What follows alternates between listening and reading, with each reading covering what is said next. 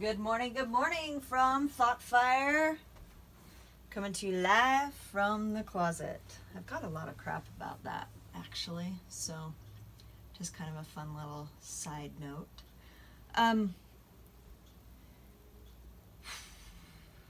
So today, I actually, this morning at the gym, was looking through what we had talked about yesterday about perfection and all of that, and I had someone reach out to me and say, hey, Crystal, will you do some videos on trust? And I thought, yeah, sure. I'll share the things that I've learned about it, and hopefully there's something that you can take away from it. A lot of the things that I have learned comes from the work of Brene Brown and her work with vulnerability and shame.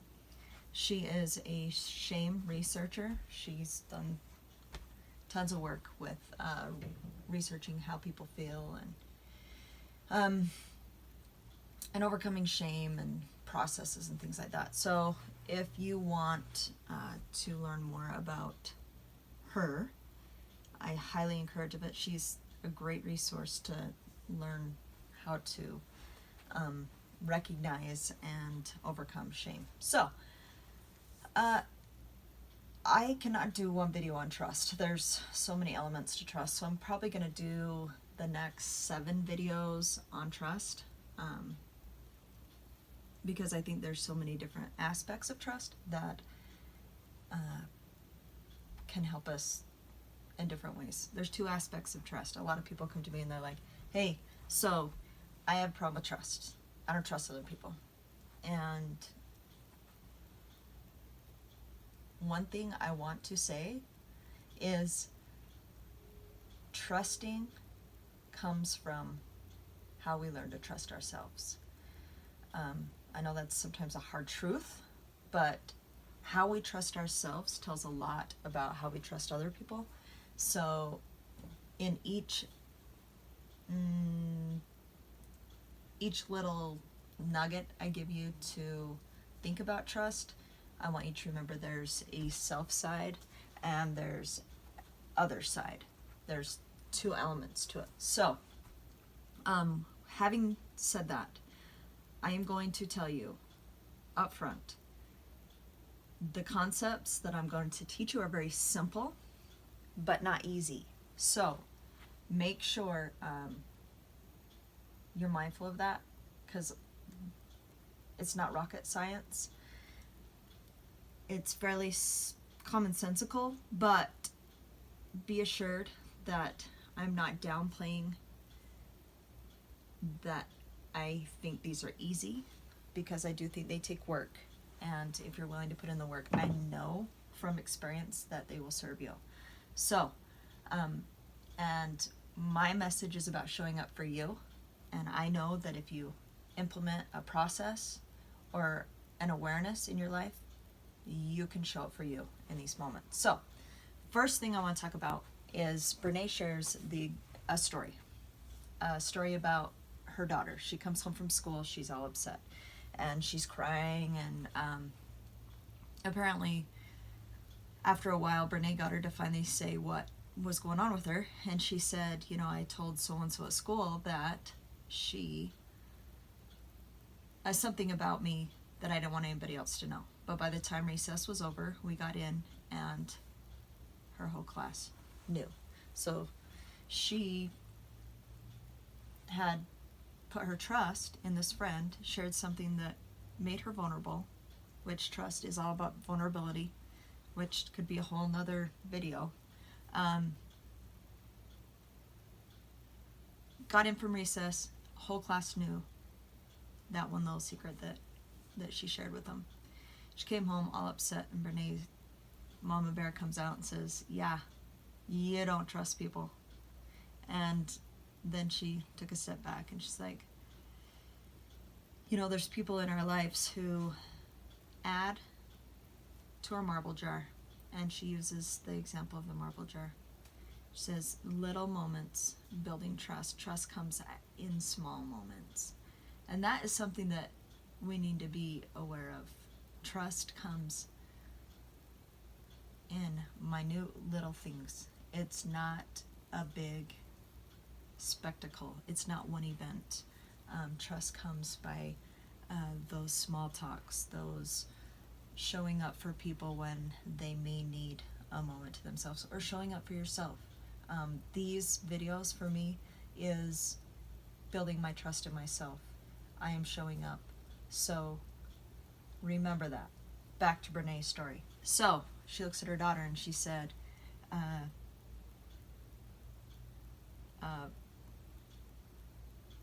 tell me about your marble jar friends. Tell me about the people who show up in your life. And she talked about a friend who remembers her grandparents' name, or she talked about a friend who let her sit by her at lunch. All those things are just little things in trust. And so as I teach these things, just remember that trust is built over time. And there's moments where there's going to be a time when there's a withdrawal because we're not perfect. For example, in Jenny and I's relationship, we ensure that we're continually working to build trust in our relationship. And there are times when I'm going to say something stupid. Imagine that. And I may take a couple marbles out of her marble jar, but I've invested enough marbles in the marble jar that we can have conversations, I can apologize, and we can move forward. So here's the principle of boundaries and trust. First of all, trusting ourselves. What does that look like? So here we are. I want you to think about yourself. And ultimately, we have this desired goal of, I want to trust myself 100%. Yeah, that's desired. That's the target. That is the center. But it's not realistic because we're human. We're going to make mistakes. And there's going to be issues. So this is unrealistic for ourselves and for others, actually. So we're going to cross that out. Secondly, there's this optimal place where if we can live in this space, trust can be built. And we're going to talk about that in a minute. But then there is this space outside of our acceptable goals. And that is our unacceptable place. This place here is the non-negotiables. This is like, there is no tolerance for it. I'm out. So most of the time, unfortunately, we set our targets or our goals in these areas. I have to do this, or it's here. Rarely do we think about this area. And if we can live in this area, this is where the magic happens. So let me give you an example to make things make this make sense. So my example is negative self-talk. I'm sure none of you ever have issues with negative self-talk. Okay? So for me, before I learned this principle, mine was, I'm never going to talk negatively about myself. Well, here I was, right here. Guess what? I woke up in the morning and looked in the mirror and saw my hair, bedhead, and I'm like, holy shit. Okay, so automatically I went to here and thought, well, that was a dumb goal. Guess I don't really matter, or that goal doesn't matter, and I'm taking marbles out of my own jar, right? So the principle that I have learned is this desired and acceptable place. And it's realistic. If I get up and I look in the mirror and I got bedhead and slobber down my face, I honestly cannot tell myself I look, man, Crystal, you're a powerful creator. You're beautiful and you're here to make a difference. Well, I would love to think that I could do that. Well, I can't. So in my mind, I'm like, wow, that's interesting.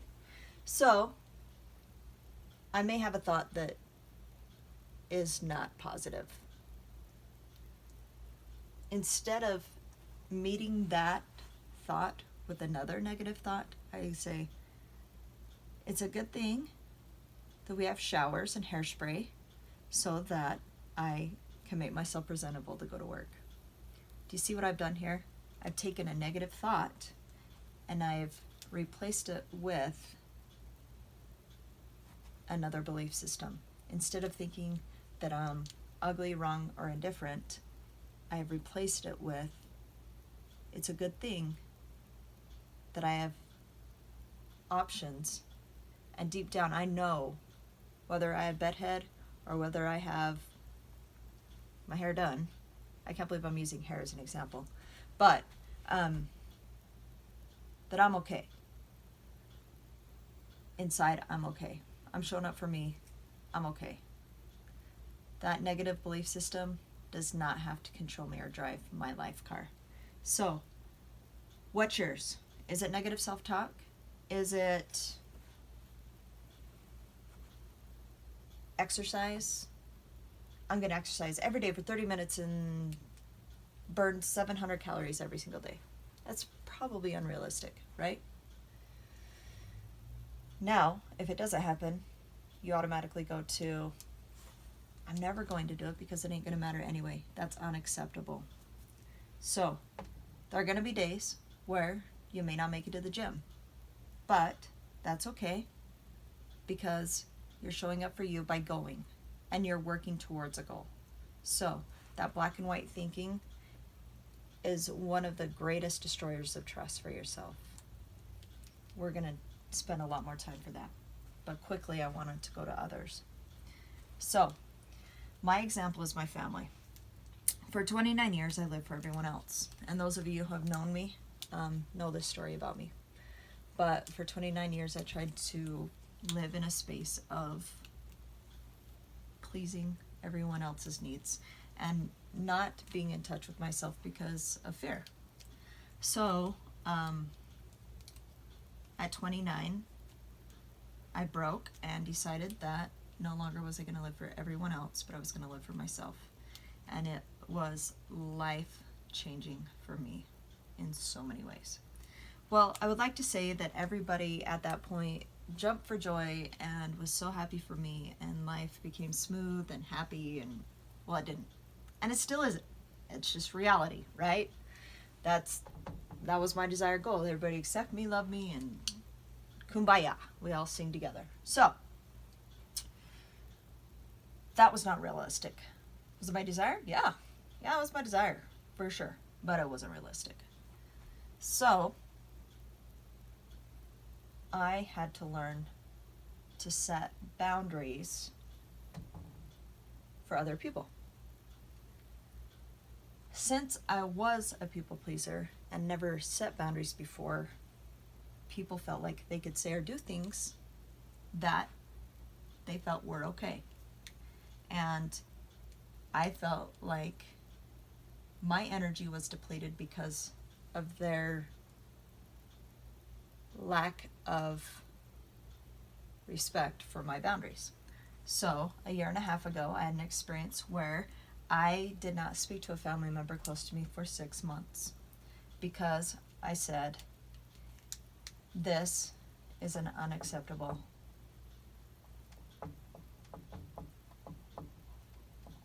relationship at this time.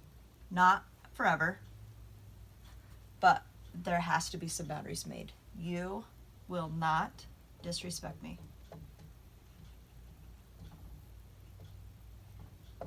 You will not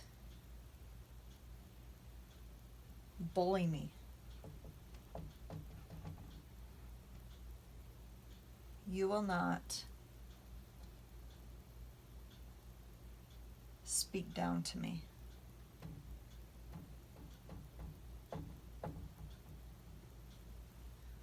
So, having that boundary, I said, until this is respected, this is how our relationship has to be, right? Then, this is what acceptable. This is what acceptable. This is what is acceptable.